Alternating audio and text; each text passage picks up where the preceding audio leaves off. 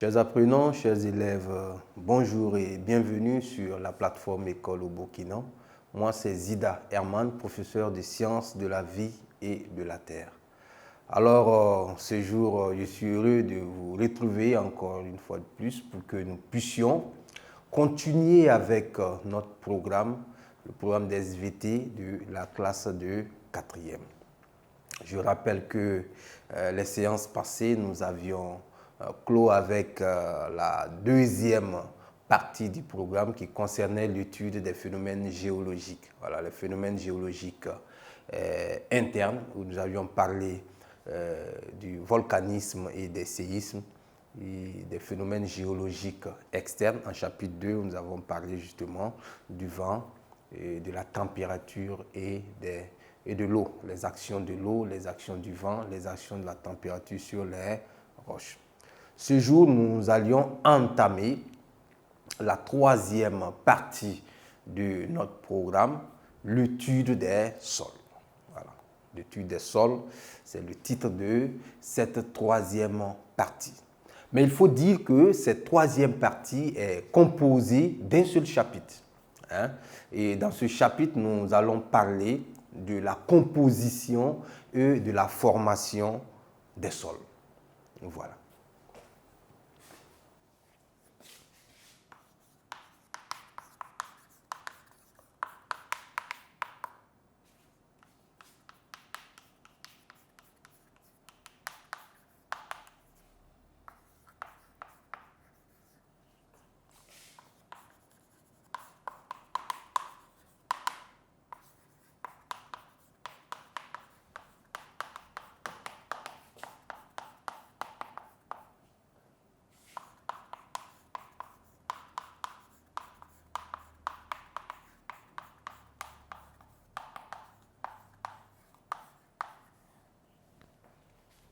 Donc, chapitre, composition et formation des sols.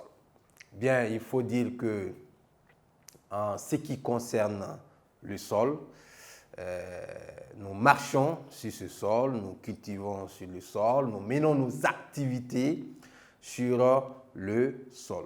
Et il faut dire également qu'un sol peut se former à tous les niveaux, sur la terre ferme, sur le toit. Il y a des sols qui peuvent se créer sur le toit. Vous voyez que souvent, sur certains toits, vous allez constater, sur la tôle même d'ailleurs, voilà, une plante qui est en train d'émerger, qui est en train de pousser, qui est en train de grandir sur le toit. Voilà. Si vous jetez un coup d'œil, vous allez constater qu'un sol s'est formé justement sur le toit. Donc, le sol peut se former partout. Voilà. Le sol peut se former partout.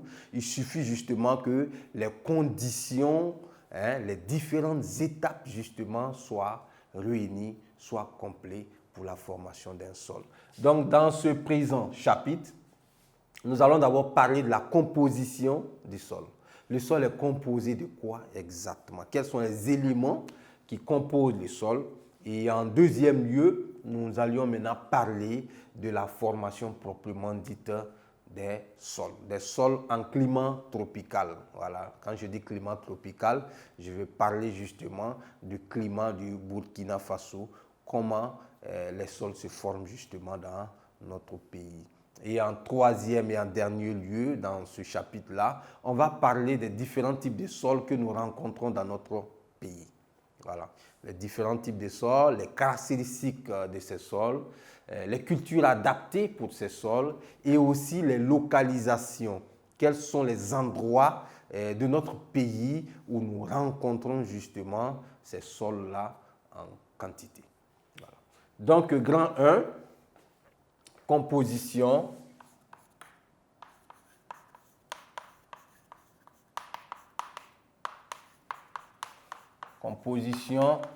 des sols. En petit 1, constituant d'un sol. Alors, quand on dit constituant, ce sont les différents éléments que l'on peut retrouver éventuellement dans un sol. Et pour déterminer les éléments qui se trouvent dans un sol, il y a des méthodes, il y a des techniques. Voilà. Donc, on ne peut pas, hein, comme ça, et à vue d'œil, sans aucune expérience, déterminer la nature d'un sol, déterminer les constituants d'un sol. Il faut dire que les spécialistes, hein, en matière de sol sont appelés des pédologues. Et la discipline, justement, la partie de la science qui étudie les sols est la pédologie, et les spécialistes en matière de sol sont les pédologues. Alors, aujourd'hui, nous allons nous appuyer sur le travail que ces pédologues, justement, ont eu à faire, voilà, pour apporter des éléments de réponse, justement, à vos préoccupations. Hein. Bien, donc pour déterminer, voilà, les constituants, hein, les éléments constitutifs d'un sol, il faut au préalable, hein, appliquer un certain nombre de choses. Et la première chose à faire, c'est le prélèvement.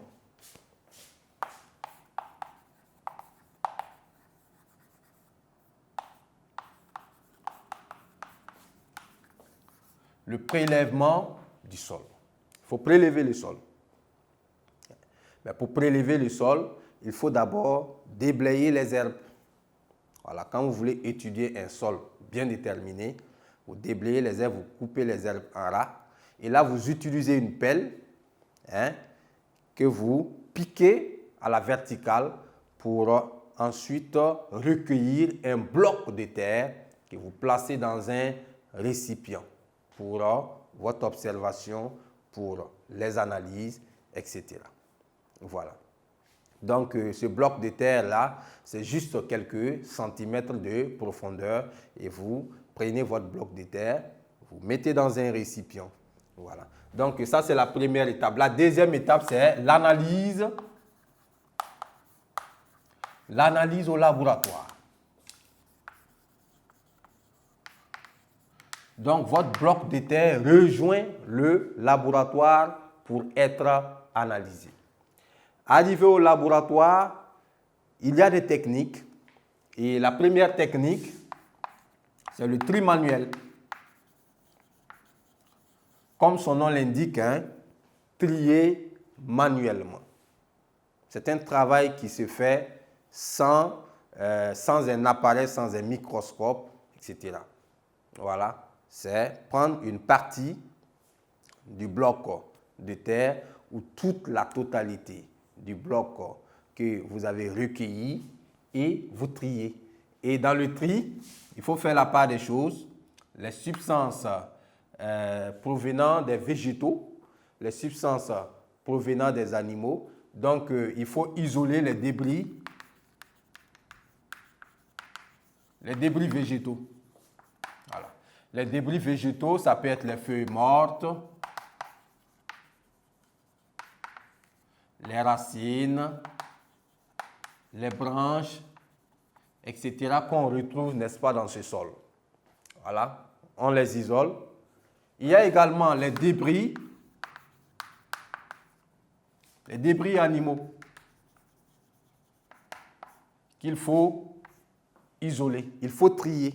Là, vous regardez à vue d'œil, vous triez. Les débris animaux, ce sont les cadavres d'animaux, voilà, que vous allez éventuellement retrouver, hein, dans votre bloc de sol que vous avez recueilli.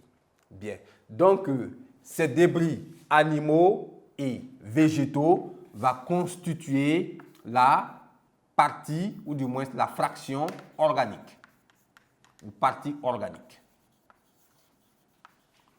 Voilà. Et il va rester une autre partie, et cette partie-là serait la fraction minérale. La fraction minérale. Voilà. Là déjà, c'est la toute première technique, le tri manuel, qui ne fait pas appel à des appareils, qui ne fait pas appel à un microscope ou à une quelconque méthode donnée. Bien, Ensuite, une deuxième technique pour étudier, voilà, et le sol, c'est la séparation par décantation.